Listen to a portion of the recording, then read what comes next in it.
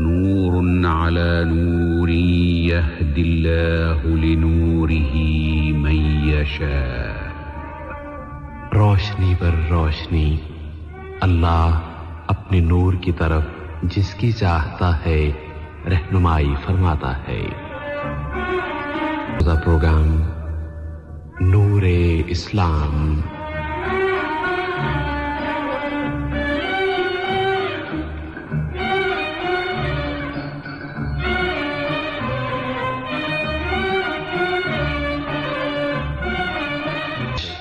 Safe الرحمن.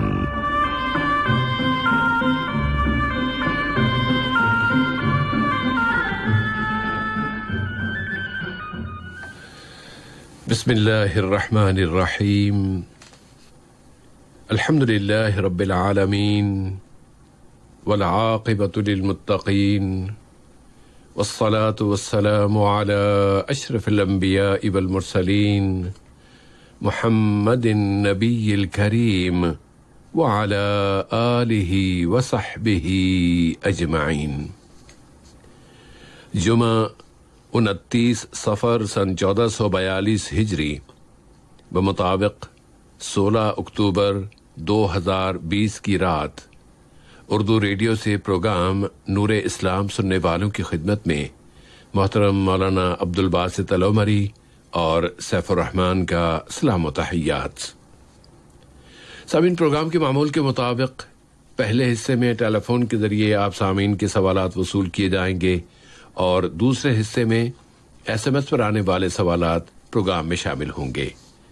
S M S کے لیے نمبر ہے 92080 جبکہ ٹیلی فون نمبرز ہیں 44131280 اور 44874299. آج کے پروگرام کی پہلی کال اب ہم ریسیو کر سکتے ہیں. ہلو، السلام علیکم. السلام علیکم. ہلو، السلام علیکم. وعلیکم السلام ورحمۃ اللہ وبرکاتہ. میں محمد ظفر الدین بول رہا ہوں سر. محمد ظفر الدین صاحب، خوش آمدید. کیا سوال ہے بھائی؟ سوال یہ ہے کہ ہم لوگ جس روم میں رہتے ہیں جی بھائی، تو اوپر بھی آدمی سوتا ہے، نیچے ہم سوتے ہیں. صحیح. تو قرآن پاک نیچے بیٹھ آدمی اگر اوپر سو رہا ہے تو نیچے بیٹھ کے قرآن پڑھ سکتے کہ نہیں؟ اچھی بات ہے. اور کوئی سوال ہے بھائی؟ ابھی تو اتنے سوال ہیں، پھر بعد میں. جی انشاءاللہ ابھی جواب آئے گا بھائی. بہت شکریہ آپ کا. فی امان اللہ. جی مولانا. السلام علیکم ورحمۃ اللہ وبرکاتہ. وعلیکم السلام ورحمۃ اللہ وبرکاتہ. الحمد للہ رب العالمین والصلاة والسلام علی عبدہ ورسولہ نبینا محمد وعلی آلہ واصحابہ اجمعین، اما بعد. بسم اللہ الرحمن الرحیم. جس سے میں یہاں پر سب سے پہلی بات ہمارے ذہن میں رکھی جائے کہ قرآن مجید جو ہے وہ اللہ تعالیٰ کا مقدس کلام ہے، لا یمسہ الا المطہرون. اور دوسرے نمبر پر سورۃ الحج میں جو بتایا گیا کہ وَمَن يُعَظِّمْ شَعَائِرَ اللَّهِ فَإِنَّهَا مِن تَقْوَى الْقُلُوبِ، کہ یہ اللہ تعالیٰ کی کھلی نشانیوں میں سے ایک نشانی جو ہمارے پاس ہمارے ہاتھوں میں موجود ہے. اور تیسری بات جو ہمیں ملتی ہے کہ اس کلام پاک کے نزول کے وقت اللہ تعالیٰ نے آسمان کے پاس جو ہے فرشتوں کے ذریعے پہرا لگوا دیا، نگرانی لگوا دی کہ شیاطین اس میں مداخلت نہ کریں. تو اتنی زیادہ اس سلسلے میں جو ہے پابندی کی گئی، خیال رکھا گیا، اہتمام کیا گیا. جی. تو قرآن مجید چونکہ ہم اس پر ایمان رکھتے ہیں، اس کی تعظیم کرنا بھی قرآن مجید کے حقوق میں سے ایک اہم حق ہے کہ تعظیم کا مطلب اس کے اوپر پیر نہ اٹھائے جائیں، پیر نہ رکھے جائیں اور آدمی جو ہے قرآن کریم سے اوپر چلا جائے، ایسا نہ ہو. لیکن اگر دو الگ الگ منزل ہے، جیسے اوپر کی منزل دوسری منزل، اس طرح جو ہوتے ہیں، تو اس طرح اگر ہے تو اس میں کوئی حرج نہیں. درمیان میں چھت آ گئی اور درمیان میں جو ہے آڑ ہے، کوئی حرج نہیں ہے. جیسے اوپر کی منزل میں لوگ رہتے ہیں اور نچلی منزل میں لوگ جو ہے قرآن کی تلاوت کرتے ہیں، قرآن مجید رکھتے، اس میں کوئی حرج نہیں ہے. لیکن ایک ہی کمرے میں آپ کو پتا ہے کہ ایک شخص جو ہے آپ کے بستر کے اوپر سو رہا ہے اور آپ جو ہے اس کے بستر کے نیچے بیٹھ کر قرآن مجید کی تلاوت کرتے ہیں یا قرآن مجید کو رکھتے ہیں، تو پھر یہ جو ہے قرآن مجید کی تعظیم کے خلاف ہے. اسی لیے آپ جو ہے اس سلسلے میں جو کام کر سکتے ہیں، وہ پہلی بات تو اس بارے میں یہ ہے کہ آپ جو ہے جیسے عام طور سے صاحب بھائی جو کمروں کے اندر جو ہے سامان وغیرہ رکھنے کے لیے جو ہے پلائی وغیرہ جو ہے وہ لوگ جوڑ لیتے ہیں ٹوک لیتے ہیں مثلا، تو وہ آپ لگوا لیں کسی کمرے کے کنارے تاکہ جو ہے مصحف شریف جو ہے وہاں پہ رکھا جائے. اور یہ تو ہو گئی ایک بات. اور دوسری بات یہاں پہ یہ ہے کہ اگر کوئی کمرے میں رہتا ہو تو آپ اس وقت سے ہٹ کر، یعنی اگر وہ نیچے اترا ہے، پکا رہا ہے، کھا رہا ہے، تو اس وقت آپ قرآن کی تلاوت کر لیں. یہ دوسری بات ہو گئی. تیسری بات یہاں پہ یہ ہے کہ اگر آپ موبائل فون کے ذریعے تلاوت کرتے تو دونوں میں فرق ہو جاتا ہے، تو اس میں آپ تلاوت کر سکتے ہیں، کوئی حرج نہیں ہے کہ موبائل فون کو جو ہے مصحف کا مقام نہیں ہوتا، لیکن تلاوت اس میں کی جا سکتی ہے. تو ان دو تین باتوں کا خیال رکھیں. اگر وہ شخص اوپر نہیں بیٹھا، اس کے قدم اوپر نہیں، وہ بندہ یعنی جو پلنگ کا جو چارپائی کا جو اوپر والا حصہ ہوتا وہاں پہ اگر نہیں تو اس میں کوئی حرج نہیں. لیکن اگر آپ کو اوپر کا حصہ اگر مل گیا تو پھر آپ اوپر بیٹھ کے لیٹ کے تلاوت کر سکتے ہیں، مثال کے طور پہ کوئی حرج نہیں ہے. لیکن ہر ایک کو صاحب بھائی اوپر کا حصہ پسند نہیں آتا، نچلا حصہ اچھا لگتا ہے، اس میں راحت زیادہ ہے مثلا. تو اس سلسلے میں جو ہے آپ قرآن کی تعظیم کا خیال رکھیں. اب اس بندے کو تو آپ نہیں کہہ سکتے کہ بھئی چونکہ میں قرآن کی تلاوت کرتا ہوں تو آپ جو ہے نیچے ہی رہو، نیچے بیٹھو، نیچے لیٹو، کیونکہ اس کو کمپنی کی طرف سے وہی جگہ دی گئی ہے تو وہ بھی مجبور ہے. تو پھر آپ جو کر سکتے ہیں وہ یہ ہے کہ جب لوگ اوپر کے حصے پہ ہوں مثلا تو آپ جو ہے قرآن کو وہاں پہ رکھنے سے احتیاط کریں، پرہیز کریں. جب وہ اوپر نہیں رہتا تب جو ہے آپ تلاوت وغیرہ کریں، اس میں کوئی حرج نہیں ہے. جسے بھائی جزاکم اللہ خیرن. اب ہم اگلی کال لے لیتے ہیں اینڈ ٹائم پہ. اچھا دوسری کال آ گئی. السلام علیکم. السلام علیکم سر بھائی. وعلیکم السلام ورحمۃ اللہ وبرکاتہ. جی کیا نام ہے، کیا سوال ہے بھائی؟ خیر الدین خان. خیر الدین خان صاحب کیا سوال ہے؟ پہلا سوال یہ ہے کہ سر حضور پیارے نبی کو ان کے حجرہ میں ہی کیوں دفن کیا گیا؟ یہ اللہ کی طرف سے وہی تھا یا ان کا وصیت؟ اور دوسرا سوال کہ جو دو صحابہ ہیں ان کے ساتھ جو دفن ہوا ہے ان کے بارے میں جو جنت البقیع میں نہیں ہوا ان کے ساتھ ہوا، اس میں کیا کوئی بات ہے؟ جنت البقیع میں ان کے سپرد خاک کیوں نہیں کیا گیا؟ جی سر. اچھی انشاءاللہ یہ جواب آئے گا. بہت شکریہ آپ کا، فی امان اللہ. جی مولانا پہلا سوال ہمارے بھائی خیر الدین صاحب کا کہ نبی کریم صلی اللہ علیہ وسلم کو آپ کے حجرے میں ہی کیوں سپرد خاک کیا گیا تھا؟ جس اس سلسلے میں جو دلائل ہمیں ملتے ہیں ان دلائل میں سے ایک دلیل یہ ہے کہ پیارے نبی صلی اللہ علیہ وسلم نے یہ آپ نے تعلیم پیش کی کہ جہاں پہ کسی نبی کی وفات ہوتی ہے وہیں پر جو ہے ان کی تدفین کی جائے. تو اس روایت کو بنیاد بنا کے جو ہے علماء نے یہ بات پیش کی کہ پیارے نبی صلی اللہ علیہ وسلم کو اسی مقام پہ جو ہے جہاں پہ آپ دنیا سے چلے گئے وہاں پہ جو ہے آپ کی تدفین عمل میں آئی. تو اس کو علماء نے جو ہے بنیاد بنایا ہوا ہے. جسے بھائی جزاکم اللہ خیرن. اور دو صحابہ حضرت ابوبکر صدیق رضی اللہ تعالیٰ عنہ اور حضرت عمر بن خطاب رضی اللہ تعالیٰ عنہ، ان کی تدفین بھی وہاں حجرے میں ہی نبی کریم صلی اللہ علیہ وسلم کے پہلو میں کیوں ہوئی، جنت البقیع میں کیوں نہیں؟ اس بارے میں یہ ہے کہ سب سے پہلی بات جو حضرت عائشہ صدیقہ رضی اللہ عنہا کا جو حجرہ تھا اس میں جو ہے پیارے نبی کے ساتھ ساتھ جو ہے مزید 2 قبروں کی جگہ تھی. اور دوسری بات یہ ہے کہ جب پیارے نبی دنیا سے جا چکے، جانے کے بعد حضرت عائشہ صدیقہ نے یہ سوچ کے رکھا کہ یہاں پر جو ہے ان کی تدفین ہوگی. تو پیارے نبی کے ابوبکر صدیق کی باری آئی تو چونکہ عائشہ کا کمرہ تھا ان کی ملکیت تھی. اب ابوبکر صدیق کے دنیا سے جانے کے بعد عمر بن خطاب نے جو ہے اپنے بیٹے عبداللہ بن عمر سے کہا کہ جب میں دنیا سے چلا جاؤں تو تم جا کر عائشہ صدیقہ سے اجازت طلب کرنا. پہلے وہ اجازت انہوں نے لے لی تھی عائشہ صدیقہ سے کہ اگر آپ اجازت دے تو جو ہے میرے دونوں ساتھی پیارے نبی اور حضرت ابوبکر صدیق ان دونوں کے پہلو میں جو ہے میری تدفین عمل میں آئے. تو عائشہ صدیقہ نے سوچا تھا کہ مجھے یہ جگہ ملے گی، لیکن جیسے عمر بن خطاب نے اجازت طلب کی تو انہوں نے جو ہے اجازت دے دی. اب تو حضرت عمر نے اپنے بیٹے سے کہا ہو سکتا ہے کہ عائشہ صدیقہ نے میری زندگی میں تکلفاً مجھے اجازت دی ہو کہ عمر بن خطاب کی بات کو کیسے ٹالی جائے، تو تم جو ہے میں دنیا سے جانے کے بعد دوبارہ ان سے اجازت لے لینا، جنازے کو ان کے کمرے میں نہ لے جانا، باہر رکھ کے اجازت لو. اگر میری وفات کے بعد بھی عائشہ صدیقہ کا موقف اگر وہی ہے تو پھر جو ہے میری تدفین وہاں پہ مکمل کی جائے، اور اگر وہ انکار کر دیتی ہیں تو پھر جنت البقیع میں عامت المسلمین کے ساتھ جو ہے میری تدفین کر دینا. تو یہ ان کی وصیت تھی. اسی کے مطابق جو ہے عبداللہ بن عمر نے عائشہ صدیقہ سے اجازت طلب کی تو انہوں نے اجازت دے دی. تو اس طرح جو ہے 3 ساتھی جو ہے صحابہ وہاں پہ جو ان کی تدفین عمل میں آئی. جزاک اللہ خیرن. اور اس میں اگر تھوڑا سا اضافہ کر دیں تو جب حضرت عیسیٰ علیہ السلام تشریف لائیں گے تو اور 40 کا جو فگر آتا ہے وہ 40 سال یا 40 مہینے جتنا بھی ہاں جی اس کی تفصیل اس طرح ہوگی صاحب بھائی کہ علماء نے جو تحقیق پیش کی ہے کہ عیسیٰ علیہ السلام جب زمین سے آسمان پر اٹھا لیے گئے تو 33 سال کی عمر تھی ان کی، اور جب واپس آئیں گے تو پھر 7 سال مزید جو ہے دنیا میں دجال کا خاتمہ، پھر یاجوج ماجوج کا خاتمہ ہوگا. تو 7 سال جو ہے انشاءاللہ اسلامی حکومت وہ نافذ 7 سال تک زندہ رہیں گے، اسلامی حکومت انشاءاللہ وہ نافذ کریں گے. تو جب 40 سال جو ہے ان کی عمر مکمل ہو جائے گی تب جو ہے وہ دنیا سے پھر رخصت ہو جائیں گے، ان کی وفات ہو جائے گی.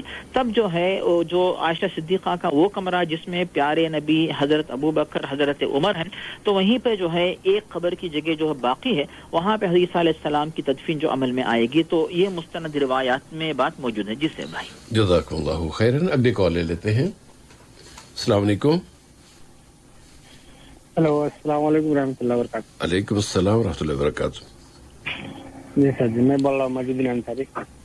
محی الدین انصاری صاحب، کیا سوال ہے؟ جی سر، سوال یہ میرا یہ ہے سر جی، جیسے کہ ابھی میرا لڑکی ہے 8-9 سال کی، اور اس کے نام سے اگر ابھی پیسہ 1 لاکھ 2 لاکھ روپیہ رکھ دوں بینک میں، اوکے، اس کا شادی کرنے کے ٹائم اس ٹائم میں وہ پیسہ وہ بڑھ جائے گا، وہ پیسہ نکال کے اس کا شادی کر سکتے ہیں کہ نہیں کر سکتے؟ یعنی ابھی آپ نے ڈپازٹ رکھا ہوا ہے؟ ہاں، اس کے نام سے اگر ڈپوزٹ کر دیں گے بینک میں، وہ اس میں بینک میں پیسہ بڑھتا ہے. وہ 10 سال 12 سال کے بعد وہ پیسہ نکال کے، جیسے اس کو شادی، ہم لوگ کو ادھر شادی کرنے کے لیے پیسہ زیادہ خرچہ ہوتا ہے لڑکی کا، اس کے لیے یہ کر سکتے ہیں کہ نہیں کر سکتے یہ پیسہ یوز کر؟ جو اس میں اضافی رقم ملے گی اس کے حوالے سے پوچھ رہے ہیں. اور ہاں جی، اور سوال بھی ہے. دوسرا سوال یہ ہے، جیسے کہ ہم لوگ ادھر کمپنی کا کیمپ ہے، اس میں کیمپ میں ایک روم اس کو چھٹیا دیا، اس میں خالی نماز پڑھنا ہے، اس میں بندہ نہیں رہے گا. اوکے. اس میں ہم لوگ نماز پڑھتے ہیں، جیسے کہ اس میں اذان دینا ضروری ہے کہ بغیر اذان کا ہی نماز ہو جائے گا؟ اس میں جماعت کے ساتھ نماز پڑھتے ہیں یا الگ الگ جو آیا جب آیا اس کو آ کے نماز پڑھ لی؟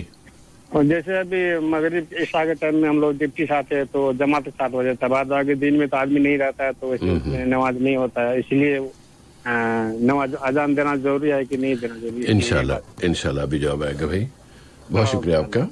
فی امان اللہ. جی مولانا، پہلا سوال محی الدین صاحب کا کہ بیٹی کے نام پہ کچھ رقم بینک میں اگر ڈپازٹ کر دیتے ہیں اور اس نیت سے کہ 8-9 سال 10-12 سال کے بعد جب شادی ہوگی تو اس وقت یہ رقم استعمال کر لیں گے، اب اس ڈپازٹ میں جو اضافی رقم سود کی شکل میں ملے گی اس رقم کے بارے میں پوچھ رہے ہیں کہ کیا وہ بھی رقم استعمال کر سکتے ہیں یا نہیں؟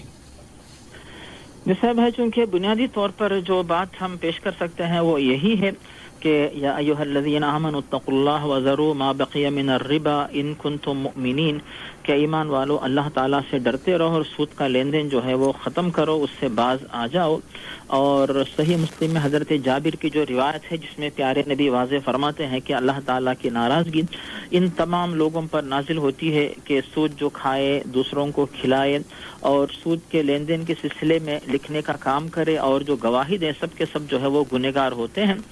تو چونکہ سود کا معاملہ جو ہے اسلام میں حرام قرار دیا گیا، اسے کبیرہ گناہوں میں شمار کیا گیا، تو آپ جو ہے جیسے ابھی آج کل حالات ایسے ہیں بعض دنیا کے بعض مقامات کہ لڑکیوں کی یا بیٹیوں کی یا بہنوں کی شادی کے سلسلے میں جو ہے جو لڑکے والے ہوتے ہیں ان کی طرف سے جو ہے مطالبہ ہوتا ہے کہ پہلے تو شادی میں خرچ ہوتا ہے، پھر اس کے بعد دوسرے نمبر پر پھر گاڑی سواری، پھر اس کے بعد مزید تحفے کے طور پہ رقم، تو معاملہ لاکھوں میں چل رہا ہے. تو اس سلسلے میں لوگ، بہت سارے لوگ جن کے پاس پیسہ کم ہے تو پریشان رہتے ہیں. تو لیکن اس کی وجہ سے ہم جو ہے کسی ایک حرام چیز کو جو حلال نہیں کر سکتے. بے شک آپ دعا کریں کہ بیٹی کی شادی آسانی سے ہو جائے, آپ اپنا مال حفاظت کے لیے جو ہے بینک میں رکھیں, لیکن پھر وہی سود کا مال آپ جو ہے بیٹی کو دے رہے ہیں یا پھر آنے والے مہمانوں کو کھلا رہے ہیں, تو پھر اس بات کی اجازت نہیں رہے گی. لیکن آپ اس مال کو جو ہے آپ کاروبار میں لگائیے, کسی اور کام میں لگائیے.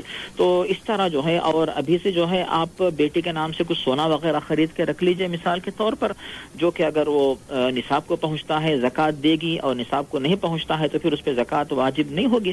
تو حلال طریقے کے, جائز طریقے کے جو بھی جو ہے جو طریقے ہو سکتے ہیں, تو ان تمام طریقوں کو اپنائیں اور سود سے اپنے آپ کو آپ جو ہے وہ بچا کے رکھیں. جسے بھائی جزاکم اللہ خیرن. اور کیمپ میں جو کمرہ نماز کے لیے مخصوص کیا گیا ہے, وہاں جب کبھی نماز پڑھنے کا موقع ملے, عشاء کی نماز کا ہی وہ ذکر کرتے ہیں کہ باقی دنوں میں تو وہاں کوئی کیمپ میں ہوتا نہیں. جب ڈیوٹی سے واپس آتے ہیں تو عشاء کی نماز پڑھتے ہیں اور باجماعت پڑھتے ہیں. کیا اس وقت اذان دی جائے گی یا اذان کے بغیر ہی نماز پڑھ لیں؟ جی صاحب, اس بارے میں ہم جو باتیں پیش کر سکتے ہیں, تو ان میں سے ایک بات یہ ہے جو پیارے نبی صلی اللہ علیہ وسلم جو ہے واضح فرماتے ہیں, اور حدیث صحیح بخاری میں ہے اور ابو سعید خدری سے, کہ وہ جو ہے ابو سعید خدری پیارے نبی کے حدیث پیش فرماتے ہیں کہ اذا كنت في غنمك وباديتك فاذنت بالصلاة, اگر تم اپنی بکریوں کے پاس, اپنے گاؤں میں, کھیت میں, کہیں بھی رہو, وہاں پر بھی تم اذان دو گے تو فرفع صوتك بالنداء, تم جو ہے اب اذان کے لیے اپنی آواز کو بلند کرو, کیونکہ فإنه لا يسمع مدى صوت المؤذن جن ولا انس ولا شيء الا شهد له يوم القيامة, کہ جو اذان دینے والا شخص ہوتا ہے, چاہے وہ اذان دینے والا مسجد میں اذان دے رہا ہو یا کسی کمرے میں یا پھر کسی کمپنی یا آفس کی مسجد ہے, تو اگر کوئی جن ہو یا انسان ہو, کوئی بھی چیز جو ہے اس طرح اذان دینے والے کے حق میں جو ہے ہر ایک چیز گواہی دے گی اور شہادت دے گی. تو اس حدیث کی بنیاد پہ ہم یہی مشورہ دیں گے کہ اگر آپ اذان نہیں دیتے نماز ہو جائے گی, اس لیے کہ اذان کو علماء نے جو ہے واجب کفایہ بتایا کہ پورے شہر میں اگر کسی ایک جگہ پہ بھی اذان ہو جاتی ہے تو پھر جو ہے اذان کی ذمہ داری ادا ہو جاتی ہے اور لوگ گنہگار نہیں ہوں گے. دوسرے نمبر پر اذان اور نماز دونوں الگ ہیں, یعنی اذان ایک الگ عبادت ہے, نماز ایک الگ عبادت ہے. تو اگر لوگ اذان کے بغیر نماز پڑھ لیتے ہیں, نماز بالکل صحیح ہوگی, لیکن آپ کمپنی کی مسجد میں کیوں نہ ہو, کسی ایک جگہ پر آپ نے کسی کمرے کو نماز کے لیے مخصوص کیا ہو, وہاں پر بھی آپ جو ہے باقاعدہ اذان کا اہتمام کرے, جتنی دور تک جو ہے آواز جا سکتی ہے جانے دیں, یہاں تک کہ آپ تنہا ہی کیوں نہ ہو آپ جو ہے اذان دیجئے. اور ہم اس موقع پر صاحب بھائی اس حدیث کو یاد کریں گے جب ایک صحابی جو ہے پیارے نبی جو ہے فرماتے ہیں کہ یعجب ربنا, کہ اللہ تعالیٰ اس بندے سے خوش ہوتا ہے جو کہ پہاڑ کے کسی دامن میں جو ہے وہاں پر وہ رہتا ہے بکریوں کے درمیان, اور وہاں پر بھی جو ہے وہ اذان دیتا ہے, اقامت کہتا ہے, پھر نماز کی پابندی کرتا ہے, اور اللہ تعالیٰ اس بندے سے کہتا ہے کہ میں نے تمہارے گناہوں کو بخش دیا. تو اس اعتبار سے جو ہے آپ اذان کی پابندی کریں, اس پر زیادہ ثواب ملے گا. لیکن اگر نہیں دیتے کوئی حرج نہیں ہے. جیسے نہیں دینے کا مطلب کہ کوئی ایسا مقام ہے کہ جہاں پہ آفس کے اوقات ہیں, لوگ آفس میں کام کر رہے ہیں, تو اس طرح آپ لوگوں کو خلل ڈالتے ہیں اس کی وجہ سے, مثال کے طور پہ, تو الگ بات ہے کہ بھئی یہ اونلی آفس ہے, یہاں پہ جو ہے آپ یعنی نماز کی اجازت دی گئی, اور جو کئی مہمان آتے ہیں اور جو کسٹمرز آتے ہیں, مراجعہ کرنے والے آتے ہیں, تو پھر یہاں پہ ایسا نہیں ہوتا مثلا. تو اس لیے آپ بغیر اذان کے بھی نماز پڑھ سکتے ہیں, پڑھا سکتے ہیں. لیکن اگر اجازت ہے, چھوٹ ہے, سہولت ہے اور کسی کو وہاں پہ خلل نہیں ہوتا ہے, تو بالکل آپ اذان دیجئے, اذان کے ساتھ نماز پڑھے, اس پر زیادہ ثواب انشاءاللہ ملے گا.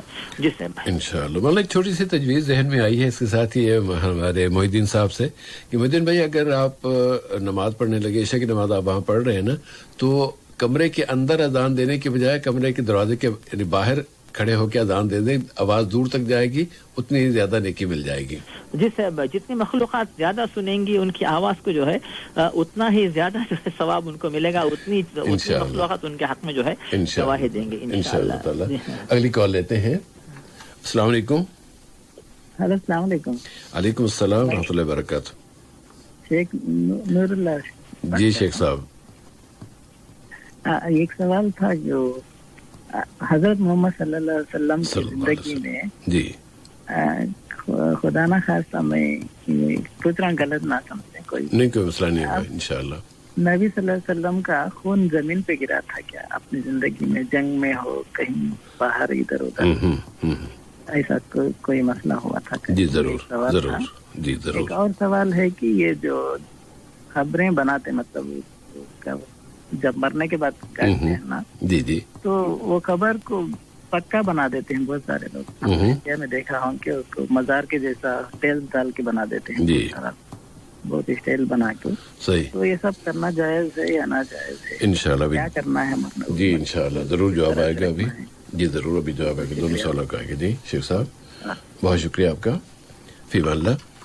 جی مولانا پہلا سوال، کیا نبی کریم صلی اللہ علیہ وسلم کی حیات مبارکہ میں کبھی ایسا کوئی واقعہ ہوا ہے کہ آپ کا خون زمین پر گرا ہو؟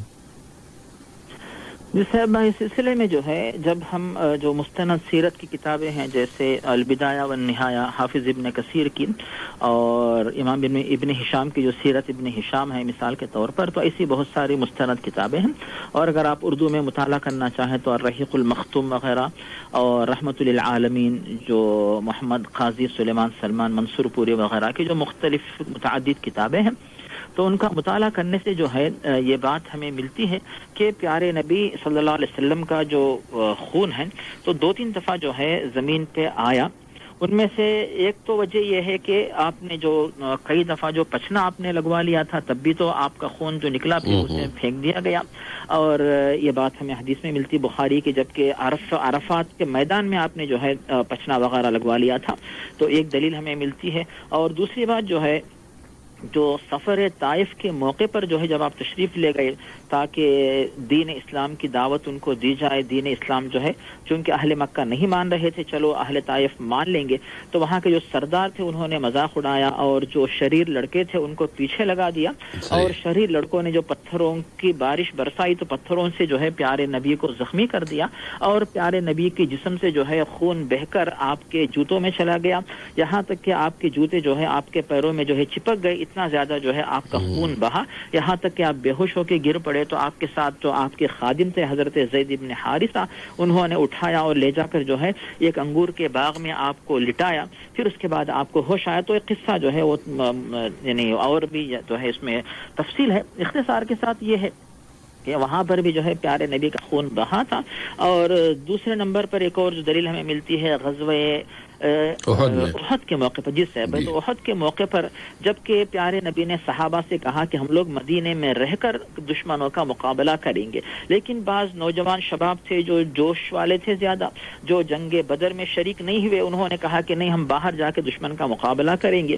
تو باہر تو گئے، لیکن مدینے کے باہر نکلنے کے بعد کچھ صحابہ سے جو غلطی ہو گئی کہ پیارے نبی نے جو پیچھے والا راستہ تھا 2 پہاڑوں کے بیچ میں، تو وہاں پہ جو ہے نگرانی کرنے کا حکم دیا. لیکن شروع میں جب مسلمانوں کو غلبہ حاصل ہوا، بعض صحابہ سے جو ہے کوتاہی ہو گئی اور انہوں نے پیچھے والا راستہ چھوڑ دیا، دشمنوں نے پیچھے سے حملہ کیا. پھر 2 طرف سے دشمن آ گئے تو یہاں پر پیارے نبی بھی صحابہ بھی درمیان میں پھنس گئے، جس کی وجہ سے تقریباً 70 صحابہ کرام شہید ہوئے. پیارے نبی جو ہے آپ زخمی ہو گئے اور آپ کے سر میں جو ہے وہ حدید جو ہے وہ لوہا جو ہے وہ جا کر چپ گیا اور آپ کے سر سے جو ہے خون بہنے لگا. پھر صحابہ کرام نے اپنے دانتوں سے پکڑ کر اس لوہے کو باہر نکالا. پھر اس کے بعد جو ہے جلی ہوئی جو چٹائی تھی اس کو جو راکھ جو ہے اسے جو ہے پیارے نبی کی پیشانی پہ لگایا گیا. تب بھی جو ہے پیارے نبی کا خون جو ہے بہا تھا. تو اس طرح معاملات پیش آئے. لیکن پیارے نبی نے جب بھی ایسی کوئی بات پیش آئی دشمنوں کے بارے میں جو ہے آپ نے لعنت بد دعا نہیں کی، دعا یہ کی کہ اللہ مہدی قومی، کہ اللہ ان کو ہدایت دے، کیونکہ یہ لوگ نہیں جانتے. اگر یہ لوگ میری نبوت کو جانتے تو پھر جو ہے اس طرح جو ہے نبی کے ساتھ یہ برتاؤ نہیں کرتے. تو پھر ایسا ہی ہوا کہ اہل طائف سب کے سب بحمدللہ مسلمان ہو گئے. اور غزوہ احد میں جن لوگوں نے جو ہے پیارے نبی پر ظلم کا جو سبب بنے تھے تو پھر وہ بھی بحمدللہ خالد بن ولید جیسے افراد جو ہے مسلمان ہو گئے بحمدللہ. تو خون بہنے کے واقعات پیارے نبی کی سیرت میں ہمیں ملتے ہیں. جس سے بھائی جزاک اللہ خیرن. اور پختہ قبر بنانے کے حوالے سے क्या फरमाएगा? जी सर भाई, यहाँ पर जो है अल्लाह ताला ने सूरतुल मुरसलात के अंदर बता दिया कि अलम नजअलिल अर्ज़ किफातन अहयाअन व अमवाता, कि अल्लाह ताला ने ज़मीन को इस तरह बनाया कि जिंदा अफराद और जो फोत हो चुके सबको जो है अपने अंदर वो जगह देती है। तो अगर हर कब्र पे जो है अगर इस तरीके से इमारत बनाई जाए और कब्र पक्की बना दी जाए तो फिर लोगों के लिए जगह नहीं होगी। बाज़ रिवायत में ये बात मिलती है कि एक कब्र से क़यामत के दिन 70 अफराद या उससे ज़्यादा निकलेंगे। तो फिर जो है अल्लाह ताला का ये तरीक़ा है कि एक दफन होता है, किसी की तदफीन होती है, एक मुद्दत गुजरती है, फिर उसके बाद जो है उसकी हड्डियाँ, उसका जिस्म जो है मिट्टी में मिल जाता है, उसी जगह पर किसी और की तदफीन होती है। तो इस तरह अल्लाह ने एक सिस्टम ज़मीन के अंदर बनाया हुआ है। तो इसीलिए जो है जो तरीक़ा प्यारे नबी से हमें बताया गया उसी के ऊपर अमल किया जाए। और इस सिलसिले में जो है प्यारे नबी की तरफ से एक हदीस हमें मिलती है सही मुस्लिम में हजरत जाबिर से। वो फरमाते हैं कि नहा रसूलुल्लाह सल्लल्लाहु अलैहि वसल्लम, प्यारे नबी की तरफ से ये पाबंदी लगाई गई, आपने बताया कि अन युजस्सल क़ब्रु व अन युक़अद अलैहि व अन युबना अलैहि, कि कब्र पक्की न बनाई जाए, कब्रों के ऊपर आप न बैठें और कब्र के ऊपर कोई चीज़ तामीर न की जाए। तो मतलब ये हुआ कि इस कब्र को पक्की बनाने की कोई ज़रूरत नहीं है, क्योंकि वो चीज़ जो है इंसान को मिट्टी में मिलने से नहीं बचा सकती और उसकी वजह से प्यारे नबी के अहकाम की खिलाफ वर्जी होती है। और अगर इस तरह की तामीर करता है ये सोच कर कि इसकी वजह से उनको साया मिलेगा, तो इंसान को जो है साया जो मिलता है वो उसकी नेकी की वजह से साया मिलता है, यानी कब्र में राहत जो है, ऊपर कब्र को मजबूत करने से या पक्की कब्र बनाने से उसको राहत नहीं मिलती, बल्कि इसकी वजह से अगर वसीयत करके जाता है तो फिर वो गुनहगार है, और अगर वसीयत वो नहीं करता तो फिर बनाने वाले गुनहगार होंगे। इस तरह ना करें। बल्कि यहाँ पर हजरत अली की हदीस हमें मिलती सही मुस्लिम में, वो कहते हैं कि प्यारे नबी ने मुझे ये ताकीद करके भेजा कि कोई भी पक्की कब्र हो तो उसे तोड़कर जमीन के बराबर बना दो, यानी उसकी जो इमारतें हैं, ईंटें हैं, उनको हटाकर जो है तुम मिट्टी वाली खबर बना दो। तो ये तमाम ताकीद हमें मिलती है। और इस तरह पक्की खबरें जहाँ पे बनाई जाती है भाई, तो वहाँ पर जो है कब्रों की ताजीम, कब्र यानी ताजीम का मतलब उनसे कुछ लेना, कुछ बरकत, वहाँ पे जाके दुआएं करना। अक्सर ऐसी ही यानी ऐसे मकामात पे ऐसे जो है लोग ऐसी हरकतें करते हैं। इसीलिए जो है आप जो सही तरीका बताया गया कि तदफीन मुकम्मल करें, उसके बाद जो है मैयत का एहतराम करते हुए जो आमतौर पर जो पत्थर रखे जाते हैं ताकि जो है मैयत के ऊपर बराह रास्त मिट्टी ना गिरे। और तीसरी बात जो ऊपर तक जो है मिट्टी डालें, मिट्टी के बाद जो है आप उसके ऊपर पानी डालें, बार बार निगरानी करते रहें ताकि खबर जो है वो खुल न जाए।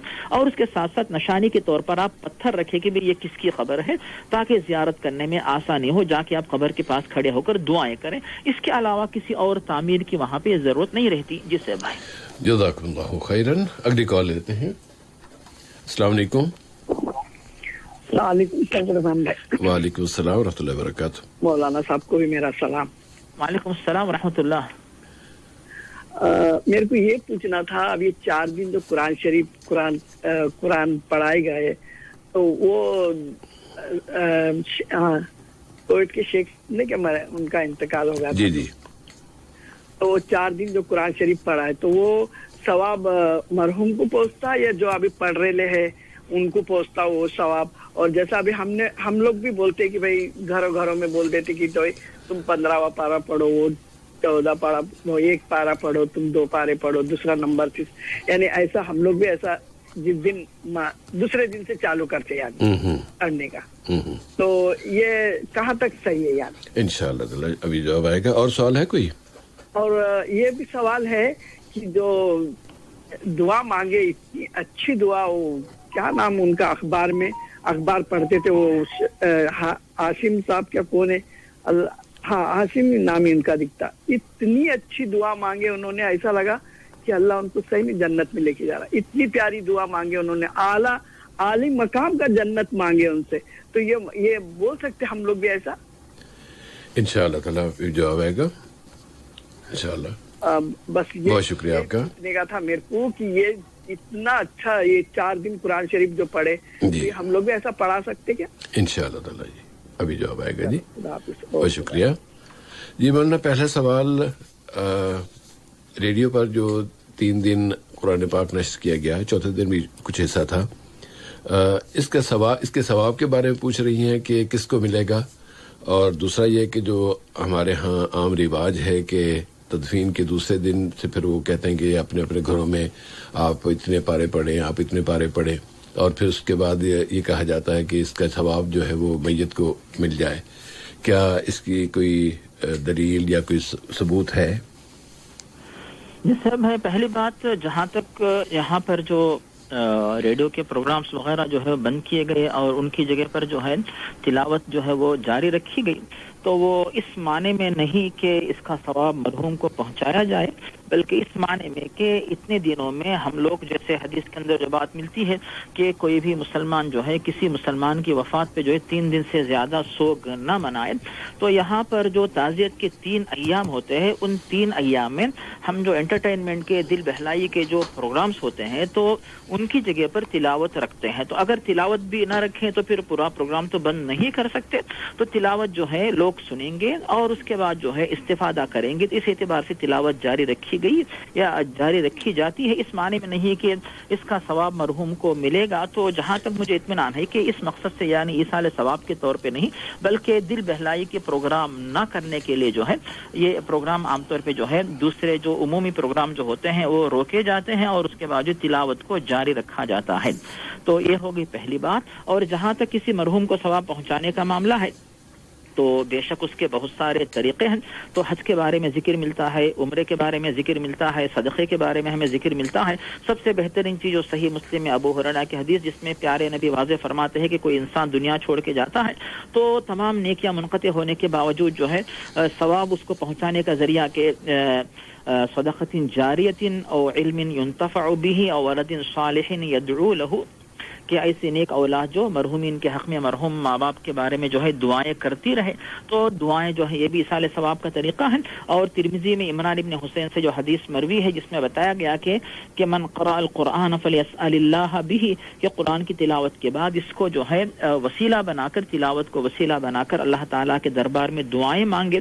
تو اس طرح جو ہے تلاوت کر کے آپ مرحومین کے حق میں دعائیں مانگے تو پھر اس بات کا تو ہمیں ثبوت ملتا ہے. لیکن یہ کہنا کہ ہم نے اتنے پارے پڑھے، اتنی تلاوت کی، ہر ایک آدمی نے ایک ایک پارا پڑھا، اس کے بعد یہ کہے کہ یہ چونکہ ثواب مجھے مل چکا ہے، اپنے ہاتھ میں نے لے لیا ہوا ہے، پھر اس کے بعد اللہ سے ہم کہیں گے کہ یا اللہ اتنا ثواب فلاں مرحوم کو پہنچا دے. تو یہ طریقہ چونکہ ہمیں نہیں ملتا ہے، کہیں ثبوت اس کا نہیں ہے، تو یہ طریقہ ہم نہ اپنائیں، بلکہ بہتر طریقہ یہ ہے کہ دعا مانگے، نماز کے بعد دعا مانگے، افطار کے وقت دعا مانگے، جب موقع ملتا آپ اپنے لیے، اپنے والدین کے لیے، مرحومین کے لیے دعا مانگے. آپ یہ طریقہ اپنا سکتے ہیں. جس سے بھائی ورنہ عام طور پر اس میں جو دلیل لی جاتی ہے ایصال ثواب کی قرآن پاک کے حوالے سے، وہ اسی سے لی جاتی ہے جس سے آپ نے جس سے ابتدا کی تھی کہ جب حج کیا جا سکتا ہے، عمرہ کیا جا سکتا ہے مرحوم کی طرف سے، تو پھر قرآن پاک کا ثواب بھی منتقل کیا جا سکتا ہے.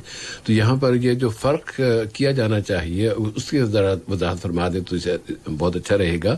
کہ قرآن پاک، ہماری جو اسلامی تعلیمات ہیں وہ توقیفی ہیں، توفیقی نہیں ہیں. توقیف جو اللہ کے رسول نے جس طرح کہہ دیا، عمرے کے بارے میں کہہ دیا، فرمایا ہے، اس کا ثواب ملے گا.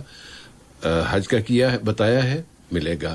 اس کے بعد اب اس کو بنیاد بنا کے اپنی طرف سے اس میں اضافہ کر دینا، یہ اضافے کی گنجائش اسلام نہیں دیتا. جی صاحب بھائی، یعنی آپ جو بتانا چاہتے جزاک اللہ خیرن کہ عبادات میں قیاس جو ہے وہ نہیں کیا جاتا. کہ پیارے نبی کے سامنے ان تمام باتوں کے بارے میں آپ نے تاکید کی تعلیم دی کہ حج کا ذکر آیا اور اسی طریقے سے جو عمرے کا ذکر، صدقہ کا ذکر آیا، لیکن کبھی بھی نہ تو آپ نے کسی کے بارے میں تلاوت کی، نہ کسی صحابی نے پوچھا، نہ آپ نے تاکید کی کہ جا کر تم اتنے پارے پڑھ کر جو ہے کسی کے لیے ثواب بخش دو.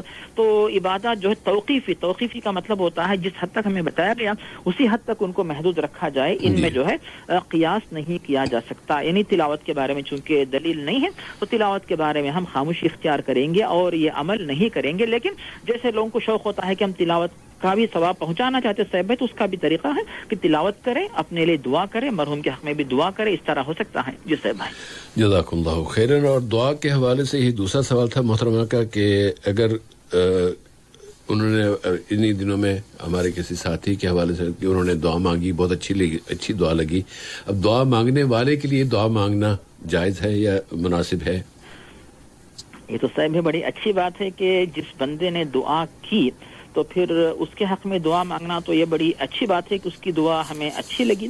اور جو پیارے نبی کا جو پیارے نبی کی تعلیم جو ہے مسند احمد اور ترمذی میں ہمیں ملتی ہے کہ جب کوئی بندہ تمہارے ساتھ احسان کرے تو تم جو ہے اس کے حق میں اتنی دعا کرو کہ تم کو اطمینان ہو جائے کہ ہاں ہم نے اس کا حق ادا کر دیا.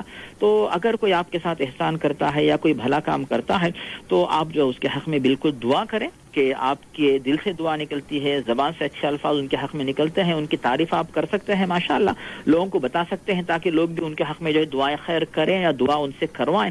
تو یہ تو بڑی اچھی بات ہے. اور صحیح مسلم کی حدیث جس میں بتایا جاتا ہے کہ جب کوئی مسلمان بندہ کسی کی غیر حاضری میں جو ہے کسی کے حق میں دعا کرتا ہے, کیونکہ سامنے سے بھی دعا کوئی بھی کر سکتا ہے کہ بھئی ہو سکتا ہے کہ سامنے دعا کرنے کا مقصد کچھ دنیاوی مقصد ہو سکتا ہے, لیکن پیچھے دعا کرنے کا مطلب یعنی انسان مخلص ہوتا ہے اور اس بندے کی بھلائی چاہتے ہوئے پیچھے دعا مانگتا ہے. تو اگر آپ کسی کی پیٹھ پیچھے جو ہے دعا مانگتے ہیں تو پھر اس موقع پر جو ہے فرشتے جو کہتے ہیں کہ آمین ولا کبھی مثلن, کہ تم نے تمہارے بھائی یا بہن کی غیر حاضری میں اس کے حق میں جو دعا مانگی ہے آمین, اس اچھی دعا کو اللہ تعالیٰ قبول فرمائے. لیکن ولا کا بھی مثلین, جو بھلائی تم نے ان کے حق میں مانگی ہے وہی بھلائی اللہ تعالیٰ تم کو بھی عطا کرے, دے دے.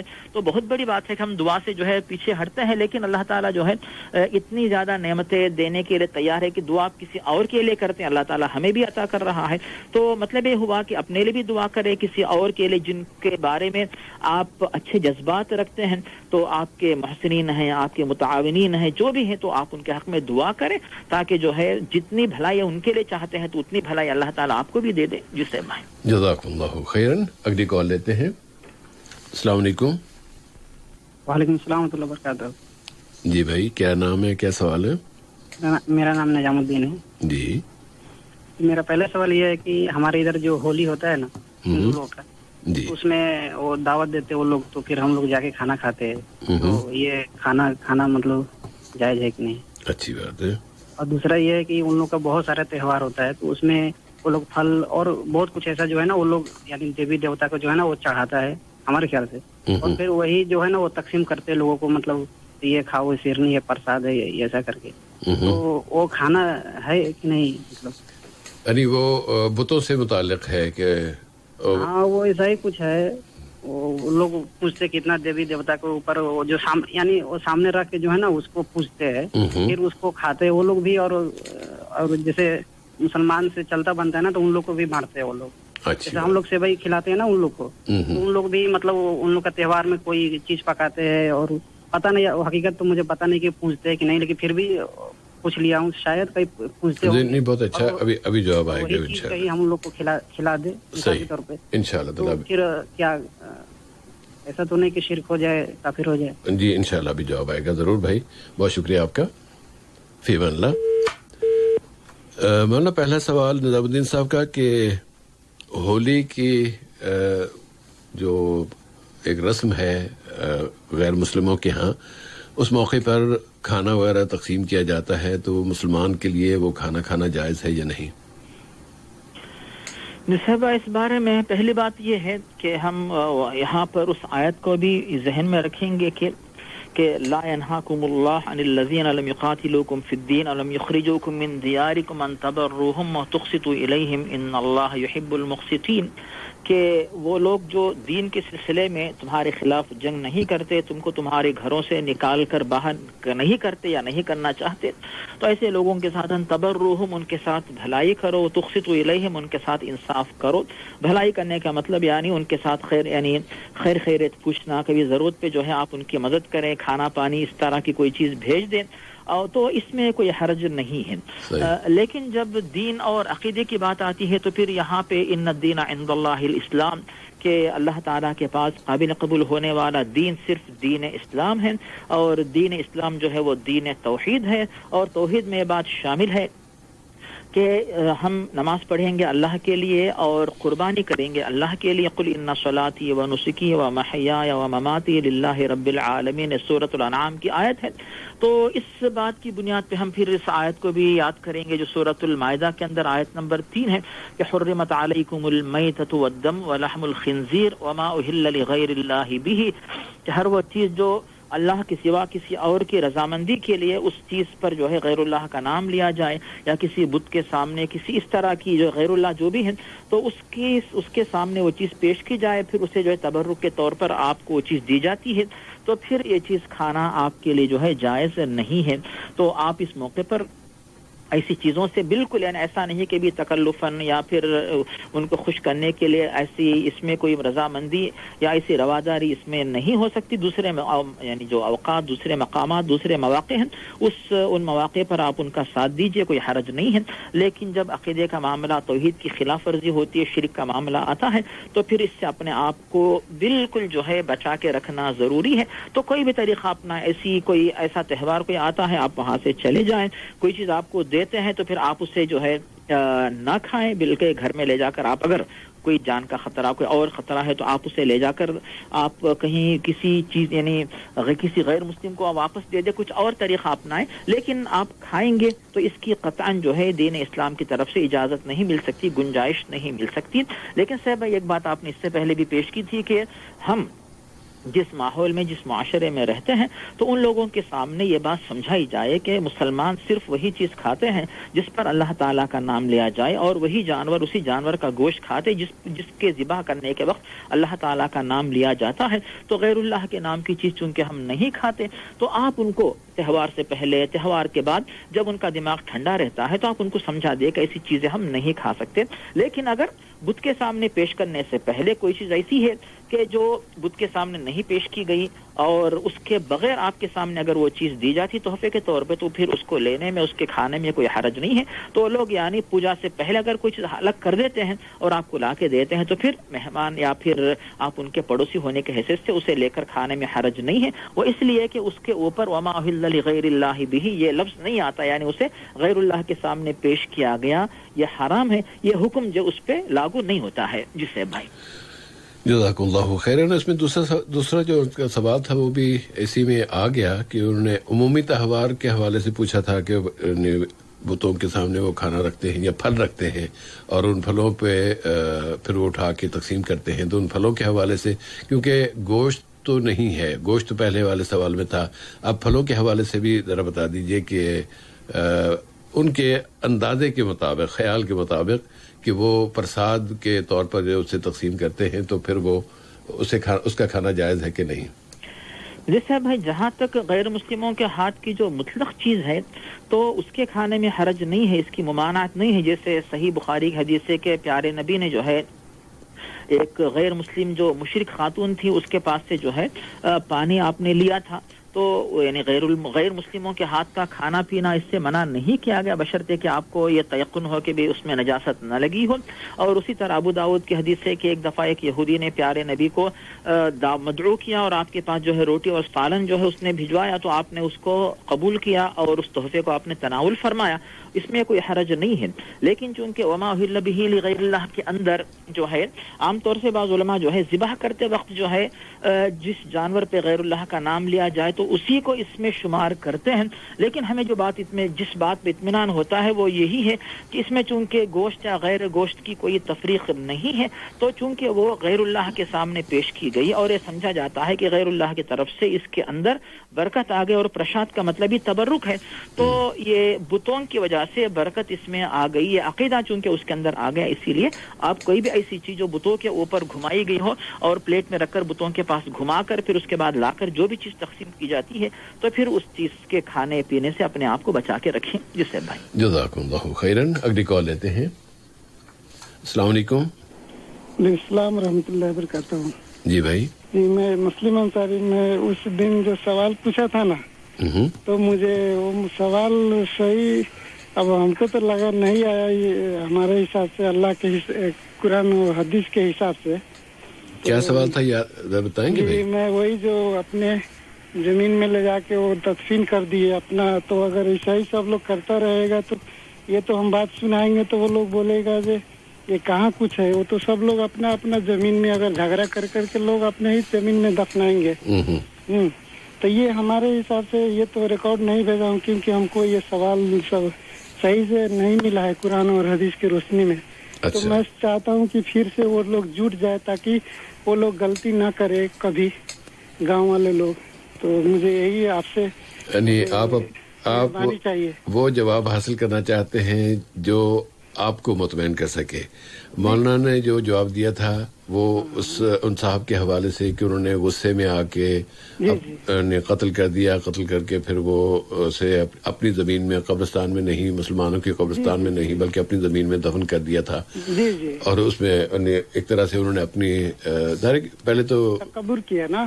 اگر وہ تکبر یعنی اس کی ہم کو تو لگا فرعون جیسا وہ اپنا ظاہر کیا کہ میں اپنا ہی زمین میں ڈال سکتا ہوں. چاہے اب ویسا ہی سب لوگ وہ عادت بنا لیا ہے تو سب لوگ اب تک نہیں سب اس طرح کے. یہ تو آپ کا اپنا میرا خیال ہوگا کہ آپ اس کو اس طرح لے رہے ہیں، لیکن کسی چیز کو حرام قرار دینے کے لیے کہ بھئی آپ قبرستان کے علاوہ کسی دوسری جگہ کسی بھی میت کو سپرد خاک نہیں کر سکتے، اس کی کوئی دلیل تو نہیں ہے نا بھائی.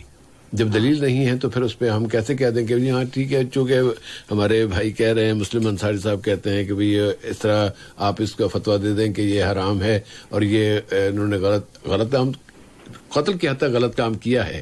اور اگر تدفین بھی کرتے اپنے مسلمانوں کے قبرستان میں کرتے تو وہی صحیح تھا، لیکن کسی دوسری جگہ کسی میت کو سپرد خاک کرنا، دفن کرنا یہ حرام تو نہیں ہے نا بھائی. جی وہی اب قرآن اور حدیث کے اگر ویسا صحیح ہے تو پھر وہ تو انشاءاللہ مولانا بھی اس کی مزید اس میں تھوڑا قرآن اور حدیث کے حساب سے سب لوگ پھر سے اکٹھا ہو جائے، کیونکہ اگر ایسا ہی سب لوگ کرنے لگے تو نہیں، سب لوگ نہیں کریں گے. سب لوگ آپ اتنے پریشان نہ ہو، سب لوگ نہیں کریں گے.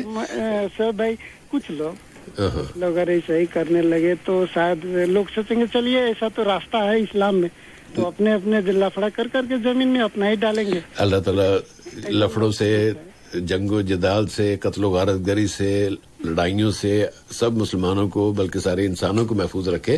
یہ تو ہم سب کے لیے دعا کریں گے. اور ابھی آپ کے سوال کو مزید اگر اس میں مولانا جو بھی ممکن ہے وہ بتا سکیں گے انشاءاللہ. تھوڑا قرآن اور حدیث تاکہ وہ لوگ بھی ہم بھی چلے آئے مولانا سعید بھائی، تاکہ ہمارا یہی مہربانی ہے. اور ہمارے ریلیشن میں والے بھی ہے وہ سمجھتے نہیں ہے، وہ تو سپت کپور میں ابھی بھی وہی صحیح ہے، تھوڑا بھی ان کو راحت نہیں ملتے ہے کہ کیا کیا جائے. تاکہ اچھا یاد ہے آپ ذرا دوبارہ یاد دلا دیں گے کہ قتل کس کو کیا تھا؟ نہیں مولانا قتل نہیں سر بھائی، وہ اپنا یہ سماج سے یعنی لوگ سماج والے لوگ کچھ غلطی کرتے ہیں تو بولتے ہیں نہیں ہم نہیں رکھیں گے، آپ لوگ الگ ہو جائے. سماج سے ہی وہ الگ نکل گئے تھے، یعنی کمیٹی سے. جیسے ہمارے مسلمان کا مشورہ ہے تو وہ چھانٹ دیتے ہیں، جیسے ہم لوگ ہمارا بھاشا میں چھانٹنے کو بولتا ہے. تو وہ کچھ غلطی میں نہیں، ہم نہیں رہیں گے آپ لوگوں کے ساتھ، میں اپنا ہی ہم یہ سماجی میں نہیں رہیں گے، میں اکیلا رہوں گا، میں کافروں کے ساتھ رہوں گا، میں ہمارا کچھ آپ لوگ سے نہیں بگڑے گا، نہیں بنے گا، ایسا بات وہ آواز نکالا تھا. تو اس کی آبا صاحب والد صاحب انتقال ہو گئے تو سماج گیا ان سے ملنے کے لیے. اب تو آئیں گے ہمارے مسلمانوں کو، وہ آئیں گے یعنی ہم جھکیں گے. اب ہمارے ایک کمیٹی ہوتے ہیں تو وہ سوچتے چلیے وہ تو آئیں گے، اب تو وہ نہیں آئے تو سماج لوگ گیا جے کچھ ہم ہی جا کے ان سے، کیونکہ وہاں تو بول بالا ہندوؤں کا ہے تو ہمارے پھوٹ نہ ہو، تاکہ لوگ گیا ملنے کے لیے تو سماج کو وہ جھاڑ دیا. نہیں سماج کو اگر چلنا ہے تو ہمارے ساتھ آئے، ہمارے زمین میں ہلانے جا رہے ہیں، ہمارے ساتھ جا کے جنازہ پڑے اور ہمارے ساتھ رہے. تو سماج بول دیا جب ہم اتنا گاؤں ہے سب، ہم ایک کمیٹی ہے، وہ اکیلا ہم کو دھتکار رہا ہے کہ ہوتا ہے نا. چلیے ٹھیک ہے انشاءاللہ ابھی جواب آ جائے گا. ابھی بات کافی ماشاء اللہ تھوڑا اللہ تعالیٰ توفیق دے جو آپ کو بھی اور قرآن و حدیث کے مطابق مطمئن کر سکے آپ کو. اللہ تعالیٰ آپ کو سب کو یہ سنائیں گے تو شاید کچھ انشاءاللہ تعالیٰ تھوڑا سختی سے، تاکہ وہ غلطی کیا ہے نہیں کیا ہے. اوکے جی مولانا، بارک اللہ فیکم، فی امان اللہ بھائی. جی مولانا آپ کو یاد ہوگا کہ سوال تفصیل اس سے پہلے ہم نے پیش کی تھی اور ابھی گفتگو میں بھی موصوف کے سوال کو دہرانے سے سبھی ٹائم بہت چلا جاتا ہے، اسی لیے جو ہے اختصار کے ساتھ یہ ہے کہ جو مسلمانوں کی جو جمعیت ہوتی ہے بھائی آپس میں جو ہے وہ مل کے رہیں. ایسا نہیں کہ کچھ بات ایسی آ گئی کہ پھر آپس میں جو ہے اختلاف ہو گیا، پھر آپس میں کچھ لوگوں نے کچھ لوگوں کو جو ہے ان کا بائیکاٹ کر دیا، پھر جا کر وہ دوسروں سے جا ملے، پھر اس کے بعد مسلمانوں کے مقبرے میں بھی جگہ نہ ملی. تو اب کیا کریں گے؟ جب آپ لوگوں نے ان کو جگہ نہیں دی تو پھر وہ مجبور ہے کہ کسی نہ کسی جگہ تدفین تو ہونی ہے.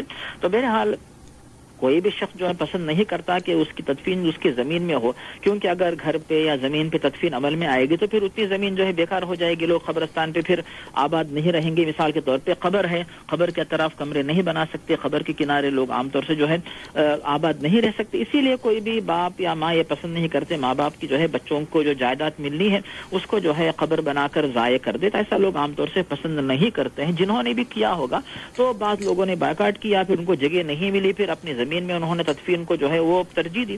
تو یہ ان سے کیا مجبوری تھی نہیں پتا، لیکن اس طرح نہ کرے. عام مسلمانوں کا جو مقبرہ وہیں پہ جو ہے تدفین عمل میں جو ہے وہ لائی جائے، اور اس کے بعد جو اختلافات ہیں آپس میں مل جل کر مل بیٹھ کر جو ہے ان اختلافات کو دور کے، جیسے صاحب بھائی نے شروع میں کہہ دیا کہ ان اختلافات کا کوئی فائدہ نہیں ہے بلکہ مسلمانوں کا نقصان ہے، مسلمانوں کی کمزوری. جیسے ابھی یعنی آپسی اختلافات کی وجہ سے پھر مسئلہ اس حد تک پہنچ گیا کہ مسلمانوں کے عام مقبرے میں تدفین کی اجازت نہیں ملی تو پھر وہ جو ہے اپنی زمین پہ جو تدفین کا معاملہ کر رہے ہیں، تو اس کا نقصان خود مسلمانوں کو ہو رہا ہے. اسی لیے مسلمانوں کو چاہیے کہ اختلافات چھوڑیں. واعتصموا بحبل اللہ جميعا ولا تفرقوا. تو یہی بات سے بھی میرے سمجھ میں آ رہی ہے. یہی بات ہے. مولانا جزاک اللہ خیرن. اور سماج سے بھی، اور ہمارے یہاں پنچایت ہوتی ہے وہاں پر سماج کہتے ہیں. اختلاف کسی فرد سے بھی ہو سکتا ہے، کسی سماج سے بھی ہو سکتا ہے، پنچایت سے بھی ہو سکتا ہے، لیکن مسلمانوں کو آپس میں بات چیت کرتے ہوئے، گفتگو کرتے ہوئے، اپنا موقف پیش کرتے ہوئے دوسروں کو قائل کرنے کی کوشش کرنی چاہیے. لیکن ہر ایک ذرا کسی سے اختلاف ہوا تو اس نے الگ اپنی 1.5 اینٹ کی مسجد بنا لے اور الگ ہو جائے تو یہ تو پھر تتر بتر ہو جائیں گے اور مزید کمزور ہوتے چلے جائیں گے. اسلام اس کے ساتھ نہیں. اسلام تو جو بھی مولانا بھی جو آیت بھی پیش کی ولا تفرقوا، تو فرقہ بندی، فرقوں میں بٹ کے نہیں، بلکہ ہم تو پہلے اتنے فرقے بنے ہوئے، اتنے گروپ بن گئے ہیں، ہم تو ان کو جمع کرنے کی کوشش کر رہے ہیں کہ مزید اب یہ انفرادی طور پہ اگر کوئی الگ ہونا چاہے گا تو وہ امت کو نقصان پہنچائے گا، اپنے آپ کو نقصان پہنچائے گا.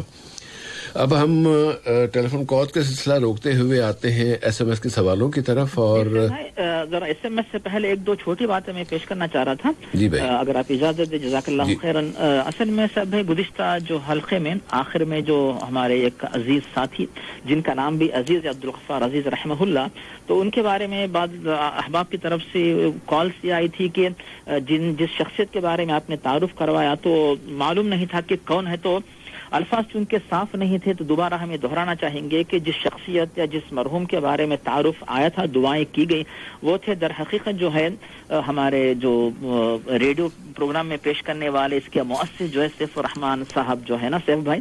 تو سیف بھائی کے چھوٹے بھائی جو ہے عبدالغفار عزیز جو ہے، تو لوگوں کو نہیں پتا چلا کہ سیف بھائی کے وہ برادر ہیں. تو اسی لیے میں واضح کرنا چاہ رہا تھا کہ وہ سیف الرحمان بھائی کا نام سیف الرحمان عبدالرحمان عزیز ہے، تو عبدالغفار صاحب کا نام عبدالغفار عبدالرحمان عزیز ہے. تو عبدالغفار عزیز کے نام سے مرحوم جو ہے وہ ماشاءاللہ یاد کیے جاتے ہیں. اور سامعین بھی جو ہے ان سے واقف ہوں گے. سیف بھائی کے کچھ سال پہلے جو ہے جب وہ دوحہ میں تشریف لے آتے تھے تو ریڈیو کے اوپر جو ہے شاید ماہ رمضان میں یا عام دنوں میں 10-10 منٹ کی تقاریر ہوا کرتی تھی. ماشاءاللہ بہت ہی مؤثر انداز میں تقاریر کیا کرتے تھے. اور یوٹیوب پر بھی جو ہے ان کے محاضرات ماشاءاللہ یعنی حالات حاضرہ پہ، ایسا نہیں کہ پروگرام یعنی مسلمان امت کدھر ہے اور ان کا پروگرام کسی اور طرف، ایسا نہیں ہے، بلکہ امت اسلامیہ حالات حاضرہ کی روشنی میں مسلمانوں کو کیا کرنا چاہیے. تو ایسے بہت سارے ٹاپکس ہیں ماشاءاللہ. کچھ مضامین، کچھ ان کے جو لیکچرز ہیں وہ 1 گھنٹے کے بھی ہیں، 1.5 گھنٹے کے بھی ہیں، آدھے گھنٹے کے بھی ماشاءاللہ اچھے بیانات ہیں. تو اس نام سے اگر یوٹیوب پہ جائیں عبدالغفار عزیز تو بالکل جو ہے ان کے محاضرات یا جو لیکچرز ہیں وہ ملیں گے اور ان سے انشاءاللہ بھرپور استفادہ کر سکتے ہیں. اور دوبارہ سے بھی ہم اس حدیث کو یاد کریں گے، اور علم ينتفع به، کہ ان کے محاضرات سن کر اگر ہم استفادہ کرتے ہیں اور ان کے ذریعے اللہ کے قریب آتے ہیں اور دین کو فائدہ پہنچاتے ہیں، دین کی خدمت کرتے ہیں، تو خدمت کرنے والوں کا بھی اس میں فائدہ ہے. اور اس کے ساتھ ساتھ جو ہے مرحوم کی تقاریر یا مرحوم کے محاضرات کی وجہ سے ہم نے یہ استفادہ کیا ہے، تو پھر مرحوم کے جو اعمال ہے نیک اعمال ان میں بھی انشاءاللہ اضافہ ہوتا رہے گا، ان کی نیکیاں انشاءاللہ جاری رہیں گی. تو دعاؤں کے ساتھ ساتھ ان کے محاضرات بھی سنیں اور انہیں استفادہ کریں، اور جو ہو سکتا ہے جس حد تک جو ہے دین اسلام امت اسلامیہ کو فائدہ پہنچانے کی کوشش کریں. جس سے جزاکم اللہ خیرن. اللہ تعالیٰ سے ہم سب کے لیے دعا کرتے ہیں، دنیا سے جتنے مسلمان اخروی زندگی میں منتقل ہو گئے ہیں، اللہ تعالیٰ سب کی مغفرت فرمائے اور جتنے لوگ اسلام کی خدمت کے لیے، امت اسلامیہ کی خدمت کے لیے کام کرتے رہے ہیں اور اب اس جو حیات ہیں کر رہے ہیں، اللہ تعالیٰ سب کی خدمات کو قبول فرمائے، شرف قبولیت سے نوازے اور ان کے مرحومین کے درجات بلند فرمائے. سوال ہے مولانا 44 نمبر سے کہ نہیں بلکہ 44 نمبر، یہ 56 نمبر سے کہ لڑکا نعمت اور لڑکی رحمت ہے، کیا اس طرح کی کوئی حدیث ہے؟ جس سے بھائی اس ایسے الفاظ کے سلسلے میں علماء کی تحقیق یہ ہے کہ لڑکا بھی نعمت اور رحمت ہے اور لڑکی بھی اللہ تعالیٰ کی طرف سے نعمت اور رحمت ہے، کیونکہ اللہ تعالیٰ کا ہی حکم ہے سورۃ الشورى کے اندر کہ اللہ تعالیٰ جس کے گھر پہ چاہے بیٹیاں دے دے اور جس کے پاس چاہے بیٹے دے دے. اور جب اللہ تعالیٰ نے آغاز کیا تو صاحب بھائی بیٹیوں سے شروع کیا کہ یہب لمن یشاء اناثا، کہ اللہ تعالیٰ جس کو چاہے بیٹیاں دیتا ہے، جس کو چاہے بیٹے عطا فرماتا ہے. یا پھر کسی کے گھر میں بیٹے اور بیٹیاں دونوں بھی جو ہے مل جل کر اولاد ماشاءاللہ پیدا ہوتی ہے. اور اگر اللہ کی حکمت کا تقاضا یہ ہے کہ ان کے پاس اولاد نہ ہو، کسی کے پاس، تو پھر اولاد نہیں ہوتی. تو یہ اللہ تعالیٰ کے اختیار کی باتیں ہیں. اب جہاں تک سے بھائی موصوف نے جو پوچھا کہ اس بارے میں کیا کوئی روایت یا حدیث ہے، تو تمام علماء کی تحقیق یہ ہے کہ اس موضوع پر اس معنی میں کوئی ایسی روایت ہمیں نہیں ملتی ہے. لیکن بعض کتابیں ایسی ہیں جن میں جیسے درر الحکم ہے، جیسے ابو منصور ثعالبی وغیرہ، تو ان میں جو ہے ایسی کتابوں میں یہ بات بتائی گئی ہے کہ البنات حسنات، کہ بیٹیاں جو ہے نیکی کا ذریعہ ہیں، والبنون نعم، اور بیٹے جو ہے اللہ کی طرف سے نعمت ہیں. تو فالحسنات مصاب علیہا، کہ نیکیوں پر تم کو ثواب ملے گا، اور والنعم مسئول عنہا، اور جو نعمتیں ہیں ان کے بارے میں تمہارا محاسبہ ہوگا. تو اس طرح کے کچھ الفاظ ہیں، لیکن چونکہ یہ کوئی روایت نہیں ہے اور اس میں بھی وہ جو موصوف نے پوچھا ویسے الفاظ نہیں کہ بیٹیاں رحمت اور بیٹے نعمت، ایسی کوئی بات نہیں. لیکن علماء کی تحقیق یہ ہے سے بھائی کہ بیٹوں کو بیٹیوں کو دونوں کو نعمت سمجھو اور دونوں کو اپنے لیے رحمت سمجھو. لیکن چونکہ عام طور پر جو ہے بیٹوں کو بیٹیوں پر ترجیح دی جاتی ہے، اسی لیے پیارے نبی نے خاص طور پر بیٹیوں کے سلسلے میں تاکید کی ہے. اور ان تاکید کے الفاظ میں سے الفاظ ہمیں ملتے ہیں کہ اگر کسی کے پاس جو ہے 2 بہنیں یا 2 بیٹیاں ہوں، ان کی اچھی تربیت کرے، ایسی یعنی ان کی دیکھ بھال کرے، ایسی صورت میں ایسا شخص جو ہے قیامت کے دن جنت میں پیارے نبی کے ساتھ ہوگا. اور ایسی بیٹیاں جو ہے اس کے لیے قیامت کے دن جہنم سے بچانے والی پردہ بن کر آئیں گی. اور تیسرے نمبر پر جو ہے ایسے شخص کو جو ہے جو بیٹیوں کی تربیت کرے، پرورش کرے، تو ان کو سہارا دے اور ان پر مہربانی کرے، ان کی کفالت کرے، تو اور اللہ تعالیٰ سے ڈرتا رہے. یہ تمام باتیں جو ہے اس میں بتا. یہاں تک ایک حدیث میں یہ بھی ہے کہ فَأَنفَقَ عَلَيْهِنَّ وَزَوَّجَهُنَّ وَأَحْسَنَ أَدَبَهُنَّ، کہ ان کو شادی کر کے بہتر مقام پہ پہنچائے. تو یہ تمام احادیث مستند ہیں. تو اس طرح جو ہے جو بیٹیوں کے بارے میں بھی جو ہے آپ جس طرح بیٹوں کا خیال رکھتے، بیٹیوں کے بارے میں بھی آپ خاص توجہ دیں. لیکن سے بھائی بیٹیاں اور بیٹے نعمت ہیں، رحمت ہیں، بشرطے کہ ماں باپ ان کے بارے میں دیکھ بھال کریں. دیکھ بھال کیسی ہوتی ہے اس کا ذکر ہمیں ملتا ہے بخاری اور مسلم میں عبداللہ بن عمر سے. پیارے نبی واضح فرماتے ہیں کہ الرجل راع فی اہلہ وہو مسئول عن رعیتہ، کہ گھر کا جو بڑا ہوتا ہے سرپرست، وہ اپنے گھر کے بارے میں ان کی نگرانی کے بارے میں ذمہ دار ہوتا ہے اور اس کے ماتحت جتنے لوگ ان تمام کے بارے میں اس سے پوچھا جائے گا. تو اگر اس نے ان دونوں کی لڑکے کی اچھے لڑکوں کی اچھی تربیت کی تو پھر جو ہے وہ اس کے لیے جو ہے ثواب کا سبب بنیں گے. اور اگر اچھی تربیت نہیں کی تو پھر وہ ثواب کا سبب نہیں بلکہ دنیا میں لوگوں کے پاس بدنامی کا اور پھر ہو سکتا ہے کہ گناہ کا سبب بنے کہ تم نے اولاد کی تربیت میں کوتاہی کیوں کی. تو ہم یہ بات یعنی سامعین کے سامنے پیش کر سکتے ہیں. جسے بھائی جزاک اللہ خیرن. اور یہ تو ایک حقیقت ہے نا کہ نعمت ملی ہے، رحمت ملی ہے، تو ذمہ داری بھی ملی ہے. اور ذمہ داری دونوں کے حوالے سے ہے، لڑکیوں کے حوالے سے بھی ہے، لڑکوں کے حوالے سے بھی ہے. ذمہ داری اگر کوئی فرد اس میں کوتاہی کر جاتا ہے پھر تو لینے کے دینے پڑ جائیں گے. جی صاحب بھائی. مولانا چونکہ اب صرف ہمارے پاس چند سیکنڈ باقی رہ گئے ہیں اور ہم مزید گفتگو آگے نہیں بڑھا پائیں گے یا مزید سوال شامل نہیں کر پائیں گے، تو ایسے میں بس اسی سوال کے حوالے سے ایک جملے پر اپنے پروگرام کا اختتام کرنا چاہیں گے کہ اولاد اللہ تعالیٰ کی طرف سے نعمت ہے، چاہے وہ لڑکوں کی شکل میں آئے یا لڑکیوں کی شکل میں.